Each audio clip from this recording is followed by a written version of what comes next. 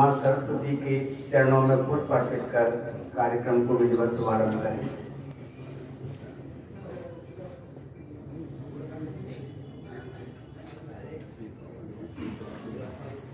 हमारे बीच इसी के समानांतर स्वास्थ्य वचन हेतु माधव शिक्षा महाविद्यालय का छात्र वेद प्रकाश।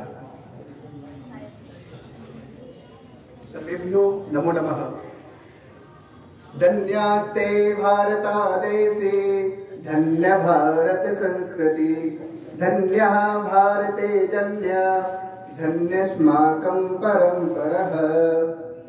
ओम स्वस्ति न इंद्रो बृहस्पतिर्देवः स्वस्ति न पूषा विश्ववेदाः स्वस्ति नस्तारक्षो अरिष्टनेमिः स्वस्ति नो बृहस्पतिर्दधातु। हरिः ॐ द्यौः शान्तिरन्तरिक्षगं शान्तिः पृथिवी शान्तिरापः शान्तिरोषधयः शान्तिः वनस्पतयः शान्तिर्विश्वे देवाः शान्ति ब्रह्म शान्तिः सर्वगुं शान्तिः शान्तिरेव शान्तिः सामा शान्तिरेधि जतो जतः समीहसे ततो नो अभयं कुरु सन्नः कुरु प्रजाभ्यो भयं नः पशुभ्यः। ॐ अग्निर्ज्योतिर्ज्योतिरग्निः स्वाहा सूर्यो ज्योतिर्ज्योतिरग्निः सूर्यः स्वाहा सूर्यो ज्योतिः सूर्यः स्वाहा। ॐ चन्द्रमा मनसो जातशक्त्योः सूर्यो अजायतः श्रोत्राद्वायुश्च प्राणश्च मुखादग्निरजायतः। ॐ शान्तिः शान्तिः सुशान्तिर्भवतु। सर्वेभ्यो नमो नमः।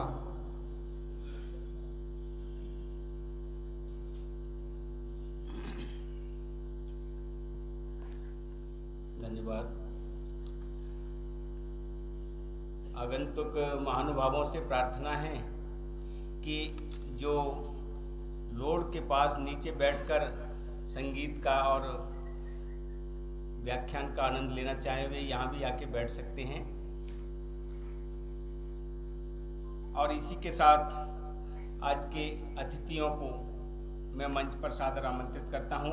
हमारे बीच सच्चिदानंद जी महाराज डोली बुआ महाराज विराजमान है। मैं उन्हें सादर मंच पर आमंत्रित करता हूँ। और आज के हमारे कार्यक्रम के मुख्य अतिथि श्री राजेश शुक्ला जी को मैं मंच पर सादर आमंत्रित करता हूँ।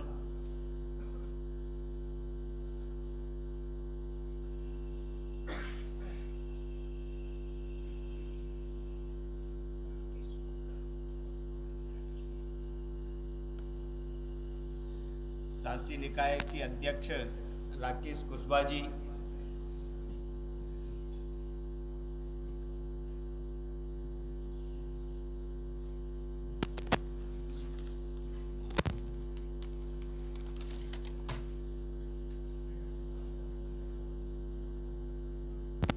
इस आयोजन में डोली बुआ महाराज के साथ गायन के रूप में संगीतकार श्री नारायण काटे जी और श्री भट्ट जी हमारे साथ हैं।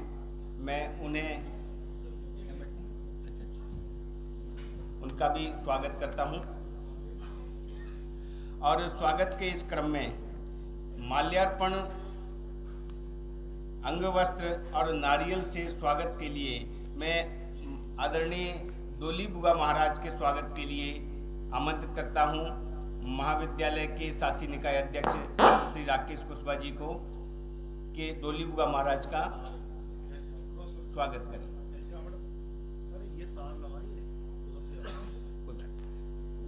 कोई बात नहीं।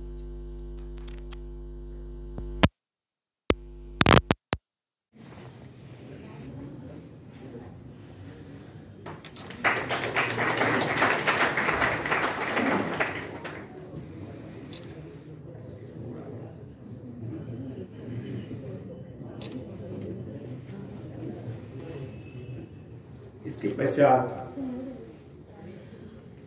आज के इस आयोजन के मुख्य वक्ता और मुख्य अतिथि यूँ तो सभी हमारे अपने ही हैं।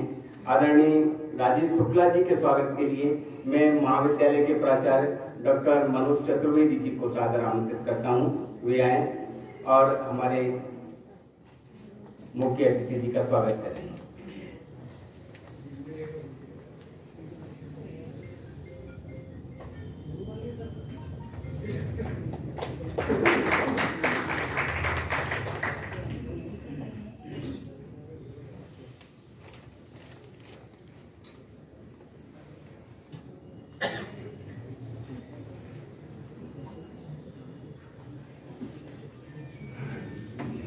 श्री भट्ट जी के स्वागत के लिए मैं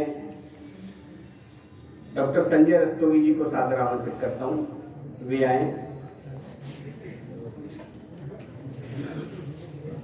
कार्यक्रम के समय पे करना चाहिए, इनका कार्यक्रम के समय पे करना है।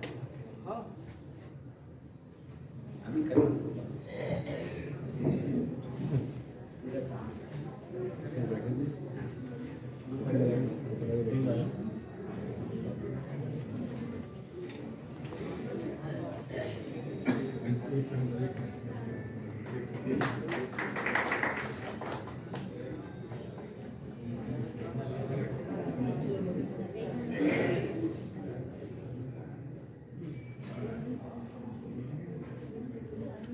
और श्री नारायण काटे जी के स्वागत के लिए मैं डॉक्टर नीलेन्द्र सिंह तोमर को सादर आमंत्रित करता हूं, वे आए। डॉक्टर नीलेन्द्र सिंह तोमर जी।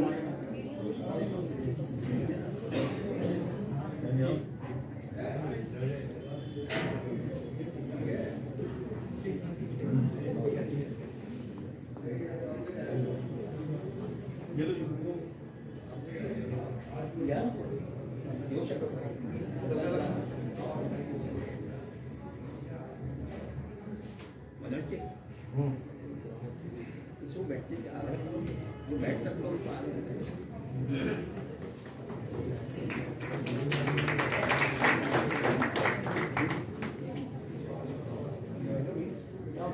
हमारे बीच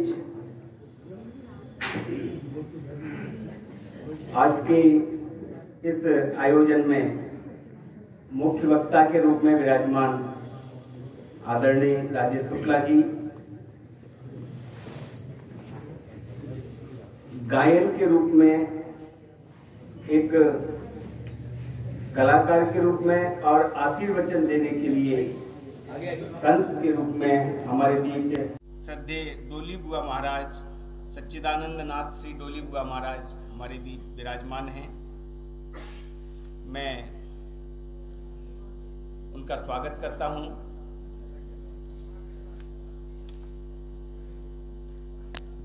इस क्रम में उनका परिचय दूं उससे पूर्व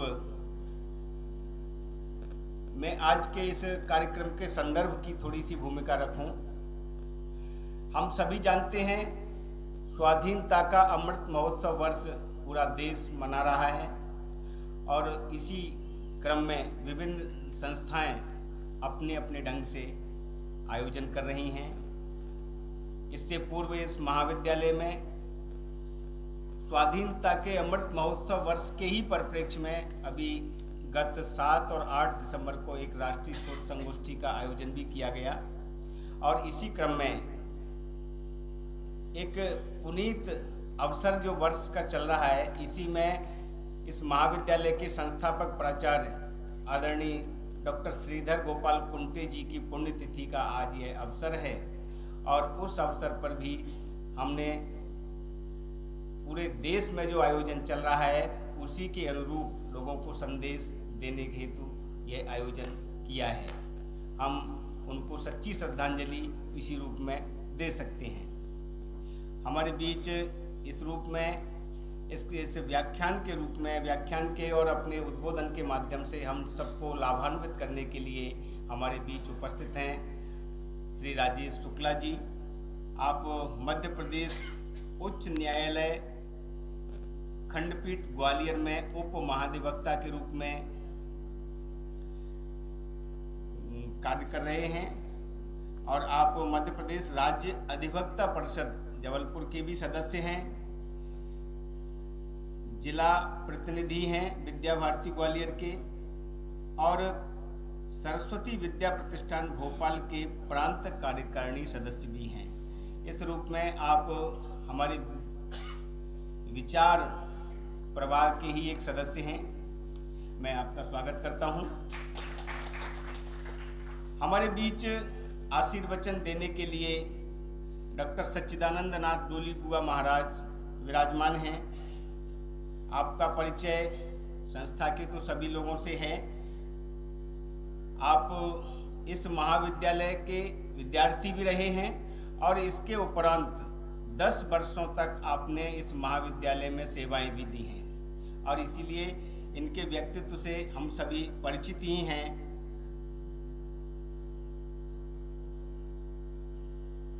हमारे बीच श्री कांटे नारायण कांटे जी जो हमारे ही महाविद्यालय में कार्यरत भी हैं, आप सभी उनसे परिचित हैं। भट्ट जी तबला के रूप में हमारे यहाँ इस आयोजन में संगत देंगे। साथियों, श्रीधर गोपाल कुंटे जी को वैसे तो हम सभी उनके विभिन्न संस्मरण, हम सबके ध्यान में कोई न कोई संस्मरण उनको लेकर है, फिर भी एक ऐसे प्राचार्य के रूप में उनकी ख्याति है। गत 4-5 वर्ष पूर्व जब अमृत महोत्सव हुआ और मंथन स्मारिका का प्रकाशन हुआ, उसमें अनेक लोगों के संस्मरण हैं। उन संस्मरणों को जब हम पढ़ते हैं तो ध्यान में आता है, कभी कोई बच्चा परीक्षा में बैठने से वंचित हो रहा है क्योंकि वह अपनी आर्थिक स्थिति के कारण शुल्क जमा करने में सक्षम नहीं हो पाया। ऐसी स्थिति में कुंटे जी अपने कार्यालय को आदेश देते हैं कि मेरे नाम लोन डाल दो और मेरी तनख्वाह से काट लेना, इस बच्चे की फीस भर दो। ऐसे अनेक संस्मरण हैं। तो एक ऐसे व्यक्तित्व की पुण्यतिथि आज हम यहाँ मना रहे हैं। मुझे याद आता है वह 1950 के आसपास पीजीबी हाई स्कूल के प्राचार्य भी रहे हैं और उस समय वह विद्यालय कदम शाम का वाड़ा मामा के बाजार में संचालित होता था। उसका एक बड़ा प्रसंग है कि किसी जुलूस के कारण हमला किया गया और सभी बच्चों को बचाने के लिए कुंटे जी ने दरवाज़ा बंद किया। कुंडी लगा पाते तब तक हमला हुआ और वो हाथ से ही दरवाज़ा पकड़े रहे और उस हाथों पर डंडे खाते रहे, लेकिन बच्चों को सुरक्षित बचाया। ऐसे अनेक संस्मरण उनके हैं। ऐसे कुंटे जी की यह स्मृति हम आज मना रहे हैं। आप इस महाविद्यालय में 10 अक्टूबर 1957 जो इस संस्था की स्थापना का भी वर्ष है, तब से लेकर 31 अगस्त 1978 तक प्राचार्य के रूप में रहे। मैं इस क्रम में कार्यक्रम को आगे बढ़ाते हुए सर्वप्रथम हमारे अतिथि जी आदरणीय राजेश शुक्ला जी को सादर आमंत्रित करूं कि वे आज हमें इस पुनीत अवसर पर अपने विचारों से लाभान्वित कराएं। स्वाधीनता का अमृत महोत्सव वर्ष चल रहा है। किस प्रकार इस देश को स्वतंत्र कराने में कितने कितने लोगों ने अनेक कठिनाइयों का सामना किया और इस प्रकार प्राप्त यह स्वाधीनता को हम किस तरह संरक्षित अभी तक रखा है और आगे कैसे रखना चाहिए, हमारा क्या दायित्व इस समय हो सकता है, ऐसे विचारों के माध्यम से हम लाभान्वित होंगे। मैं बड़े सम्मान के साथ सादर आमंत्रित करता हूं आदरणीय भाई साहब श्री राजेश शुक्ला जी।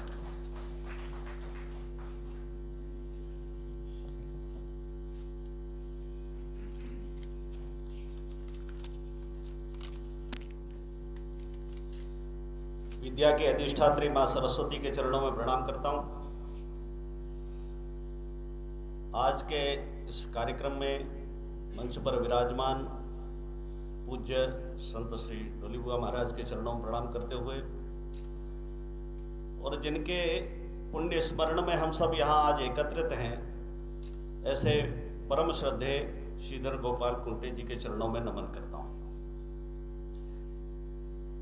इस महाविद्यालय की शासी निकाय समिति के अध्यक्ष सम्माननीय प्रोफेसर राकेश सिंह जी, इस विद्यालय के प्राचार्य परम आदरणीय चतुर्वेदी जी और यहाँ श्रद्धेय कुंटे जी के परिजन और इस विद्वत जनों से सुसज्जित इस सभागार में उपस्थित सभी बंधुओं को सिया राम मैं सब जग जानी करहु प्रणाम जोर जुग पानी के भाव से मैं प्रणाम करता हूँ। जैसा कि अभी संचालक महोदय ने कहा कि वर्तमान में भारत सरकार स्वाधीनता का 75वां वर्ष अमृत महोत्सव के रूप में मना रही है और उसको मनाने का एक कारण है कि वास्तव में ये स्वाधीनता हमको कैसे प्राप्त हुई, इसकी वास्तुस्थिति देश के लोगों के सामने जाए, क्योंकि स्वाधीनता का संघर्ष जिन्होंने किया था वो पीढ़ी लगभग अब हमारे बीच में नहीं है, या स्वाधीनता का संघर्ष जिन्होंने बहुत नजदीकी से देखा होगा वो पीढ़ी भी अब हमारे बीच में बहुत कम है। तो वास्तव में ये स्वाधीनता कैसे प्राप्त हुई, क्योंकि एक संस्मरण में बताया कि एक जगह स्वाधीनता दिवस मनाया जा रहा था, सब एक दूसरे को बधाई दे रहे थे, तो एक बालिका ने आकर के पूछा ये क्या है आज, तो बोले आज के दिन 15 अगस्त को हमारी स्वाधीनता आई थी। तो सहज प्रश्न किया उसने तो कि स्वाधीनता गई कहां थी, तो वहां खड़े सभी लोग थोड़ी देर के लिए स्तब्ध हुए कि वास्तव में ये यक्ष प्रश्न है कि स्वाधीनता गई कहां थी। जिस भारत के बारे में ये कहा जाता है कि गायंति देवा किलगी तकानी धन्यास्तुते भारत भूमि भागे, देवता भी इस भारत भूमि पर जन्म लेने के लिए तरसते हैं, ऐसी ज्ञान से परिपूर्ण भारत भूमि जिसका भूभाग कहा गया कि हिमालयम समारभ्य यावद इंदु सरोवरम तद्देव निर्मितम देशम हिंदुस्थानम प्रचक्षते, ऐसे विशाल भूभाग का ये भारत हिमालय से प्रारंभ होकर हिंद महासागर तक का भूभाग लिए, और जब विश्व शिक्षण संस्थाओं की कल्पना कर रहा था तब नालंदा और तक्षशिला जैसे विश्वविद्यालय जो भारत चला रहा था, जिस भारत को सोने की चिड़िया कहा जाता था, जो भारत विश्व गुरु था, वो पराधीन कैसे हुआ। तो कुछ प्रश्न रहते हैं, और यदि पराधीन हुआ तो फिर स्वाधीनता कैसे प्राप्त हुई। अगर हम देखें कि 1947 की स्वाधीनता के बाद इस देश की एक शिक्षा पद्धति आई और इस शिक्षा पद्धति के माध्यम से इस देश के बच्चों को, भावी पीढ़ी को इतिहास पढ़ाया गया। और कई बार कार्यक्रमों में हम बड़े आराम से सुनते आए कि दे दी हमें आजादी बिना खड्ग बिना ढाल। क्या वास्तव में आजादी बिना खड्ग और बिना ढाल के मिल गई थी? असंख्य माताओं की गोदें सूनी हुई इस आजादी के आंदोलन में, असंख्य बहनों की बांगें सूनी हुई इस स्वाधीनता के आंदोलन में। परंतु हमको मीमांसा ये करनी पड़ेगी कि तत्कालीन इतिहास में क्या कारण रहा था कि उस वास्तविक नायकों को किसी ने बताया नहीं। जब जिन 6ठी शताब्दी के बाद इस सर्व वैभव संपूर्ण भारत में आक्रमण प्रारंभ हुए, चाहे वो शक हो, हूण हो, यवन हो, किसी ने भी हो, 6ठी शताब्दी के बाद भारत पर लगातार आक्रमण हो रहे हैं। और उस आक्रमण में कभी शारीरिक आक्रमण भी, और अब वर्तमान में देखें तो वैचारिक आंदोलन लगातार भारत में चल ही रहा है। तो वैसे समय में क्या ऐसा लगता है कि एक वर्ग विशेष के ऊपर आक्रमण हुए थे? इस देश के संपूर्ण भूभाग पर आक्रमण हुए, और बल्कि उस वर्ग को हमारे यहाँ ये कहते हैं, और आज भी इस पर से चला है। हम देखें तत्कालीन, पीछे थोड़ा दृष्टिपात करेंगे तो एक धर्मांतरण जैसी बड़ी समस्या चली थी, क्योंकि जिस वर्ग के पास वास्तव में कमजोर होता है वहां तेजी से आक्रमण होता है। तो इस देश के इतिहास ने कभी हमको नहीं पढ़ाया कि बिरसा मुंडा भी एक स्वाधीनता का क्रांतिकारी था। इस देश में टट्टा भील के बारे में किसी ने नहीं पढ़ाया, और इसलिए इस देश के लोगों को, इस देश की भावी पीढ़ी को कभी ये मालूम ही नहीं पड़ पाया कि देश के स्वाधीनता के आंदोलन के असली नायक कौन है। और इसलिए उस असली नायकों को देश के सामने लाया जाए, इसलिए लगातार ये श्रृंखलाबद्ध कार्यक्रम देश में चल रहे हैं। विपरीत परिस्थितियों में यदि देखा जाए तो शिक्षण संस्थाओं में इसका विशेष महत्व है कि यदि ये कहते हैं ऐसा कि किसी देश के भविष्य का यदि निर्धारण करना हो तो उस देश की शिक्षण संस्थाओं को देख लेना चाहिए, क्योंकि भविष्य तो शिक्षण संस्थाओं में ही पलता है ना। और जहां स्कूली शिक्षा में यदि बीज रोपण होता है तो स्नातकोत्तर और महाविद्यालयों में पूरा व्यक्तित्व निर्माण होता है। तो इस स्वाधीनता के आंदोलन के दौरान ही हम अगर एक दृष्टिपात डालें, कुछ व्यक्तित्व हमारे सामने आए, जिनमें से एक व्यक्तित्व रहा पंडित मदन मोहन मालवीय। पंडित मदन मोहन मालवीय 25 दिसंबर 1861 को जन्मे हुए, ये प्रयागराज में जिनका जन्म हुआ, चूंकि मूलतः हमारे मालवा प्रांत के थे इसलिए मालवीय कहलाए। और उस स्वाधीनता के, उस पराधीनता की विपरीत परिस्थितियों में, चाहे वो समाचार पत्रों के माध्यम से, चाहे वो किसी भी धर्म सम्मेलनों के माध्यम से, उन्होंने तत्कालीन समय में सरकार की जो नीतियां थी उनका विरोध किया और भारतीय नीतियों का प्रबलता से समर्थन किया।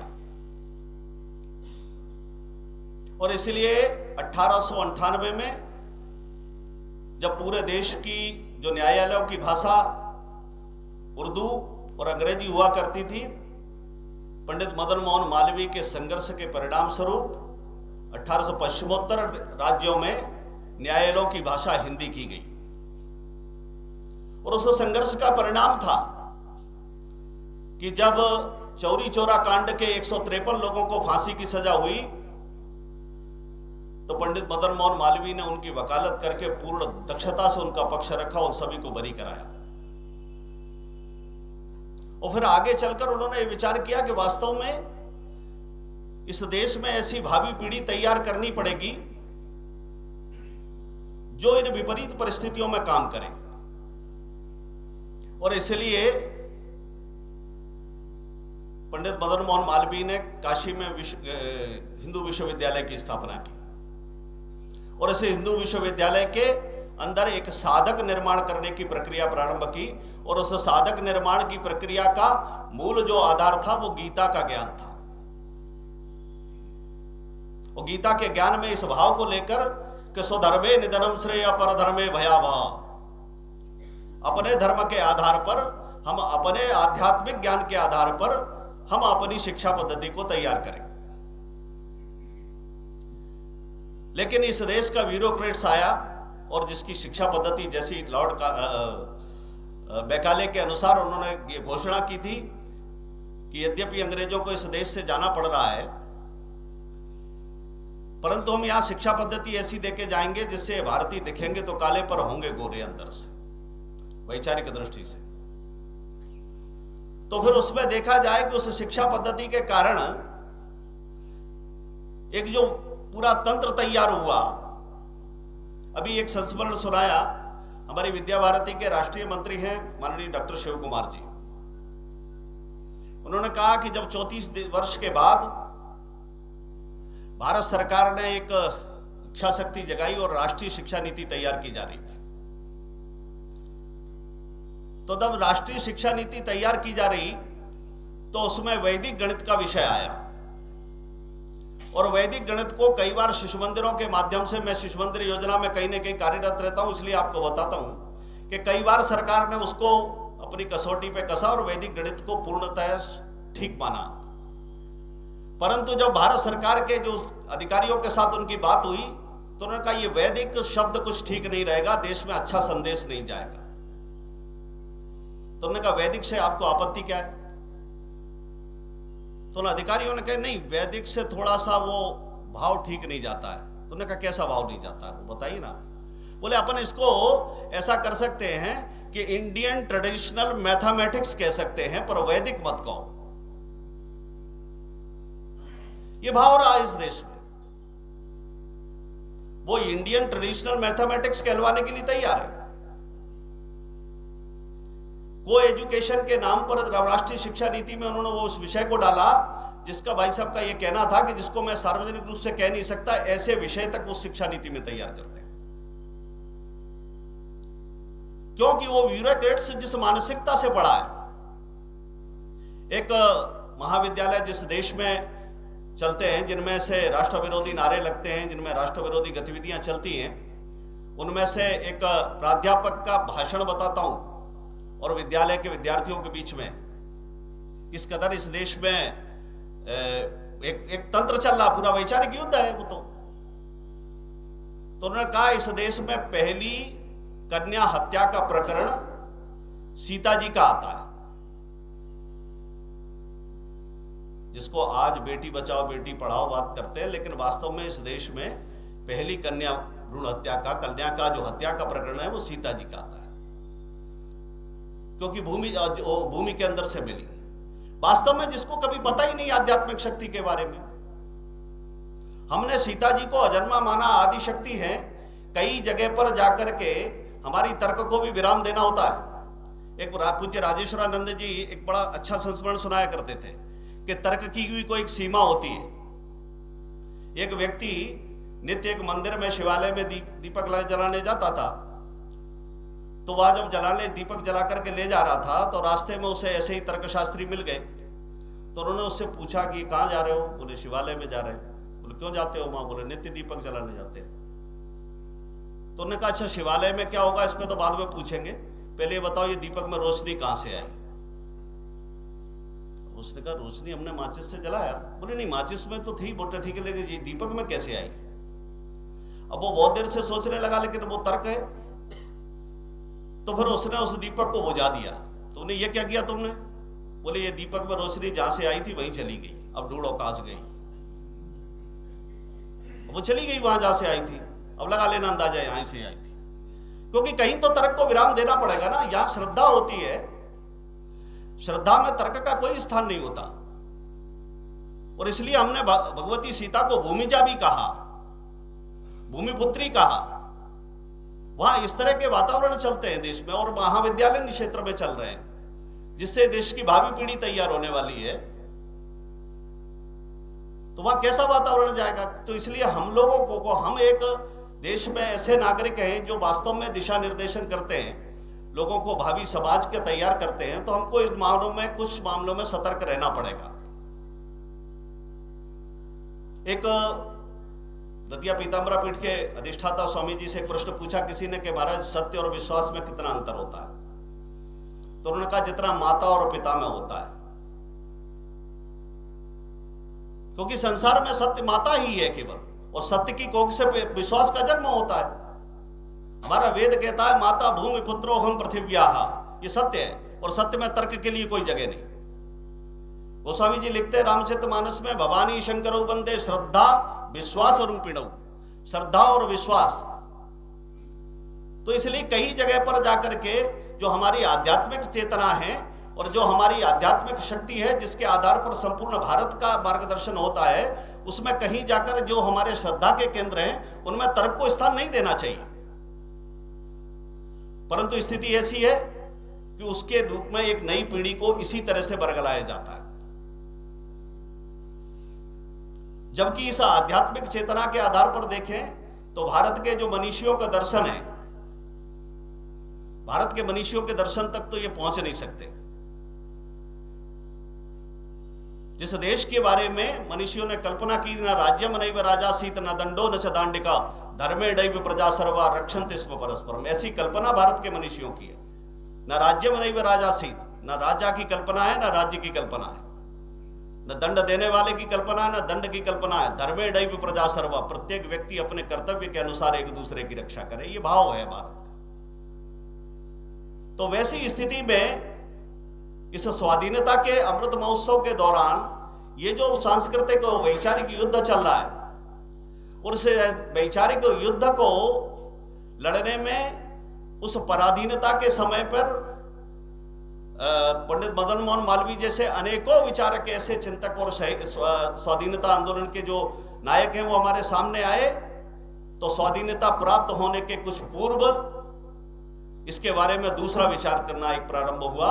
वो जन्मजात देशभक्त डॉक्टर केशव बलिराम हेडगेवार हमारे सामने आए, जिन्होंने ये चिंता की यद्यपि ये स्वाधीनता प्राप्त तो हो जाएगी, परंतु ऐसा वैभव संपन्न भारत पराधीन हो गया, वह स्वतंत्रता प्राप्त करने के बाद पुनः पराधीन नहीं होगा, इसकी क्या गारंटी है। तब फिर 1925 में राष्ट्रीय स्वयंसेवक संघ जैसा एक संगठन इस देश में आया, और ये भी एक बिल्कुल योजनाबद्ध तरीके से चलता है।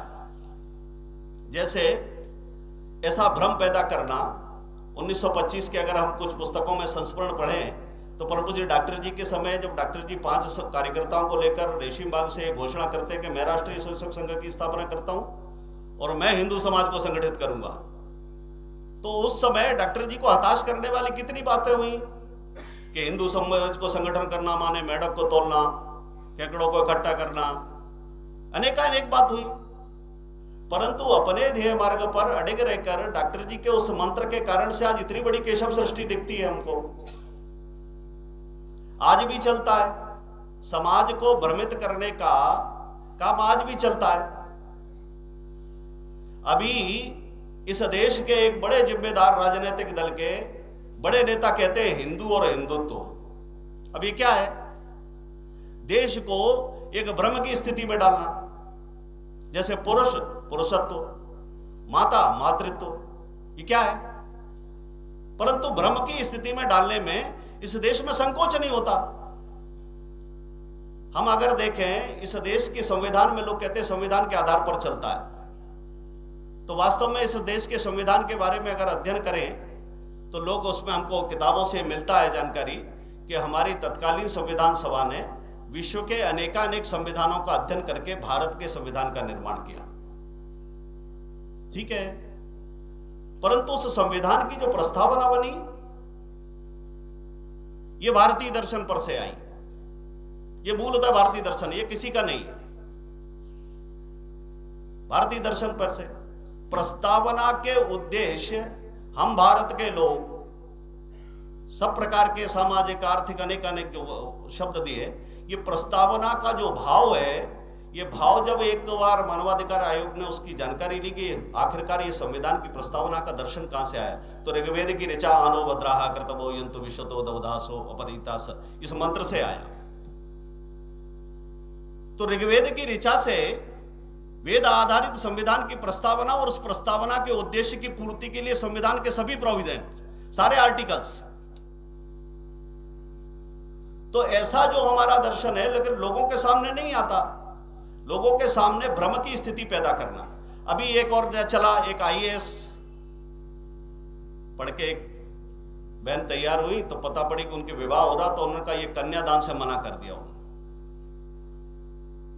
और उन्होंने एक नई बहस छोड़ दी। ये क्या है, ये भी इस विचार, ये की पूरी योजना से केवल भारतीय परंपराओं को लोगों के सामने ये ढकोसला या एक रूढ़िवादी ऐसी तय करना, जबकि इनके पीछे सब विज्ञान आधारित है। ऐसी भावनाएं, ऐसा भाव देश के अंदर समय समय पर विचार निर्माण करना जिससे ये देश आंतरिक अंतर्द्वंद के बीच में बना रहे और हम अपने कार्य को आसानी से सफलता से चलाते रहे, ऐसा विचार करते लोग, और ये चल रहा है। और वैसे समय में कहीं ना कहीं हम सब जैसे जो एक प्रबुद्ध वर्ग है, इस प्रबुद्ध वर्ग को सजग रहना पड़ेगा। किसी इस आंदोलन में कहीं ना कहीं इस वैचारिक द्वंद्व में हम सबको अपनी भूमिका स्पष्ट करनी पड़ेगी। और इसीलिए जब स्वाधीनता प्राप्त होने के बाद डॉक्टर जी द्वारा जो मंत्र दिया गया, उस मंत्र को, इस स्वाधीनता को अक्षुण्ण रहने के लिए जो काम देश में किया गया, उनमें से ही इस महाविद्यालय के संस्थापक प्राचार्य परम श्रद्धेय श्रीधर गोपाल कुंटे जी उस विषय को लेकर के आगे बढ़े। हमने एक संस्मरण पढ़ा। क्या है, मैं जब राम जन्मभूमि आंदोलन 1992 में चल रहा था और परिवार में अनुकूल परिस्थितियां थी, तो परिवार में पिताजी संघ चालक थे, तो संघ कार्यालय सहज आना जाना होता था। और संघ कार्यालय पर जब साइम शाखा, वहां हम साइमबाग, ग्वालियर नगर के साइमबाग कार्यवाह हुआ करते थे, तो सहज जब आना जाना तो कुछ लोग सहज में साइम शाखा पर यहां मिला करते थे। उनमें से परम श्रद्धेय माननीय तराणीकर जी, कप्तान सिंह जी, माननीय चिकटे जी, दादा बेलापुरकर जी, माननीय अन्ना जी, माननीय कुंटे जी, ऐसे कुछ लोग जो साइम की प्रार्थना करने संघ कार्यालय आया करते थे। और इन लोगों को जब मिले तो इनके मिलने की सूचना मैं घर जाकर के शाम को जब पिताजी को बताता था कि संघ कार्यालय गया था, ये लोग मिले, फिर वो बताते थे इन सब के बारे में। तो इन सब के बारे में मैंने संस्मरण सुने हैं। व्यक्तिगत तौर पर चूंकि उस समय पिताजी से ही उतना अच्छा नहीं खुल के बोल पाते थे, तो पिताजी के मित्रों से कौन बोल सकता है। तो ऐसा भाव, ये वास्तव में उन विपरीत परिस्थितियों में ये भी इस स्वतंत्रता को अक्षुण्ण रखने के सेनानियों में से ये लोग हैं जिनके नाम आज समाज के सामने आने चाहिए। और इसीलिए मैं इस अवसर पर परम श्रद्धेय श्रीधर गोपाल जी के चरणों में विनम्र नमन करता हूं, क्योंकि ये हमारे स्वाधीनता को अक्षुण्ण रखने वाले वो पुरोधा हैं जिनकी आज आवश्यकता है, जिनका अनुसरण क्यों हमारे यहाँ बताए यद्ददा चरत श्रेष्ठाणी तत्तदेवोतरोजना। ऐसे लोगों का अनुसरण करके हम सब वास्तव में इस वैचारिक युद्ध में अपनी भूमिका को स्पष्ट करते हुए और हम समाज में इस वैचारिक युद्ध में एक योद्धा के रूप में खड़े होंगे, जैसा कि हमारे श्रद्धेय कुंटे जी खड़े थे। तो वास्तव में हम ये कहेंगे कि उनकी पुण्यतिथि पर हमने उनको सच्ची श्रद्धांजलि भी अर्पित की, क्योंकि और वास्तव यहाँ स्वाधीनता का ये जो अमृत महोत्सव का वर्ष है, वास्तव में इसके पीछे जो उद्देश्य है, हम भारत सरकार के अपने माननीय प्रधानमंत्री जी को बहुत बहुत साधुवाद देते हैं कि उन्होंने देश के सामने असली नायकों को लाने का प्रयास किया है। और ये एक वर्ष होते होते इस देश के क्रांतिकारियों से लेकर के सब देश की पीढ़ी जान जाएगी कि स्वाधीनता केवल किसी लोगों के द्वारा नहीं मिली, एक परिवार के द्वारा नहीं मिली, बल्कि ये असंख्य बलिदानों के परिणाम स्वरूप मिली है। और इसकी कीमत क्या है? इसकी कीमत को, स्वाधीनता को जिस तरह से हम बड़ी आसानी से लोग आज कहते हैं भारत तेरे टुकड़े होंगे, ये इतनी आसानी से कह सकते हैं लोग, लेकिन जिन्होंने इस स्वाधीनता को प्राप्त किया है या जिन्होंने संघर्ष किया है, उनके जीवन को यदि देखेंगे तो ये बड़ी कठिन बात है। और इसलिए स्वाधीनता के मूल्य को परम श्रद्धेय श्री अटल जी ने, जब उनकी सरकार के समय अमेरिका ने पाकिस्तान से कुछ समझौते किए थे और पाकिस्तान को भारत के विरोध में उपयोग करने का काम किया था, उस समय उन्होंने पाकिस्तान के लिए लिखा था और उनको बताया था कि एक नहीं दो नहीं करो 20 समझौते, पर स्वतंत्र भारत का मस्तक नहीं झुकेगा। और उन्होंने पाकिस्तान को इस स्वाधीनता की कीमत बताई। उसमें वो पंक्तियां कुछ है, मैं उस पंक्तियों को आपके सामने ग्रहण करके अपनी बात को समाप्त करता हूं। पर तुम क्या जानो आजादी क्या होती है, पर तुम क्या जानो आजादी क्या होती है, तुम्हें मुफ्त में मिली न कीमत गई चुकाई, अंग्रेजों के बल पर 2 टुकड़े पाए हैं, मां को खंडित करते तुमको लाज ना आई। अगणित बलिदानों से अर्जित यह स्वतंत्रता, अस्त्र स्वेद सोनित से सिंचित यह स्वतंत्रता, त्याग तेज तप बल से रक्षित यह स्वतंत्रता, दुखी मनुष्यता के हित अर्पित यह स्वतंत्रता। ऐसा स्वतंत्रता का भाव श्रद्धेय अटल जी ने उस समय उस कविता में बताया कि स्वाधीनता इतनी मूल्यवान है। और इस स्वाधीनता को अक्षुण्ण रखने के लिए हम सब कहीं सेनानी के रूप में एक प्रबुद्ध वर्ग अपना भूमिका को स्पष्ट करें। इतना ही आप सबके सामने विनम्र निवेदन करते हुए इस विद्वत जन की, वास्तव में ये शिक्षाविद विद्वान मनीषियों की सभा है, इसमें मुझे आपने बुलाया, मैं इस बात के लिए महाविद्यालय शासन को बहुत बहुत धन्यवाद देता हूं। आप सब लोगों ने मुझे सुना, इसके लिए आपको कोटि कोटि प्रणाम, बहुत बहुत धन्यवाद। जय हिंद, जय भारत।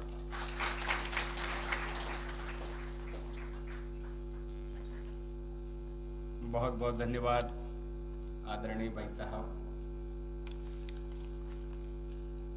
इस उद्बोधन के पश्चात हम संगीत की ओर बढ़ें, उससे पूर्व एक महाविद्यालय से संबंधित एक अच्छी सूचना मैं आप सभी के समक्ष रखूं। कल विश्वविद्यालय स्तर पर संगीत की कुछ प्रतिस्पर्धाएं थीं और उसमें क्लासिकल गायन में इस महाविद्यालय का छात्र उसने प्रथम स्थान प्राप्त किया है। भानु प्रताप BA द्वितीय वर्ष का छात्र है। सुगम संगीत एकल में भी विश्वविद्यालय स्तर पर माधव महाविद्यालय को द्वितीय स्थान प्राप्त हुआ है और समूह गान में भी द्वितीय स्थान प्राप्त हुआ है। मैं आदरणीय भाई साहब को निवेदन करूं, शुक्ला जी को, कि संगीत सुनने के लिए अगर चाहें तो सामने भी बैठ सकते हैं।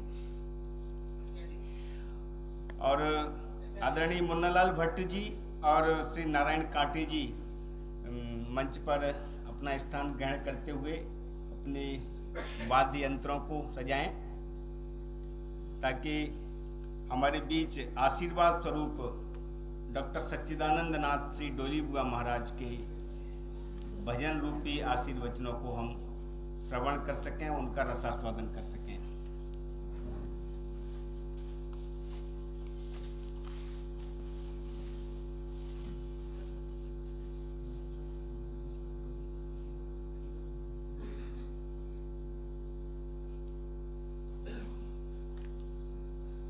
रसास्वादन में कोई व्यवधान न हो, इसलिए हम सब अपने मोबाइलों को साइलेंट मोड पर रखेंगे तो सुविधा होगी और हम सभी को अच्छा लगेगा।